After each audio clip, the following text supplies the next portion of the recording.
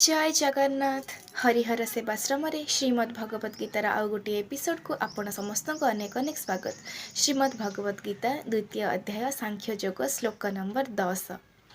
तमुवाच ऋषिकेश प्रहसन्नि बभारत सेनयोरुभयोर्मध्ये विषिदन्तमिदं वचः।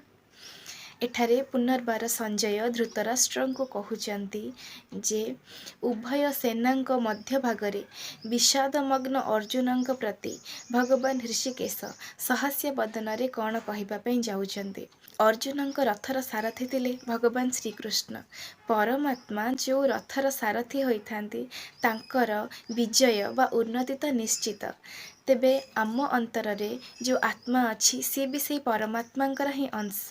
आमे जदि आम मनर सारथी रूपे आम आत्मा को माने आम निजको आमे ए शरीर नुहे ना, आमे होची केवल और केवल आत्मा। आमर आत्मा ए शरीर रूपक रथर सारथी आउ मन होची रथी। आत्मा जदि ठीक दिगरे रथ को नेउ थाए तेबे मन मध्य ऑटोमेटिकली ठीक काम करिबो, निजे उपरे विजय प्राप्त करिबो आ तार उन्नति अवश्य भावी। एठारे मध्य सेया हेची से परमात्मा होचंती अर्जुन रथर सारथी जे तांको केबे भी भूल दिगरे नेबेनी। तेबे वर्तमान से दुई सेना दुई पक्षरे युद्ध करिबा पई ठिया होइचंती। तांको मध्य भागरे अर्जुन श्रीकृष्ण को निवेदन करचंती मो रथ को नहीं स्थापना करंतु। तेबे श्रीकृष्ण रथ को नहीं से ठिया करैचंती आ से मध्य भागरे ठिया होई अर्जुन दुई पक्ष सेना को देखि जिते बेले विव्रत होई पड़िचंती जे मु कोन पई ए युद्ध करिबा पई आसीची एठिकी, मु एमानंको बद्ध करी एमानंकर क्षति करी एमानंको नाश करी मु कोन सुख टिके पई एठिकी आसीची यह भाबी जिते बेले विव्रत होई पड़िचंती।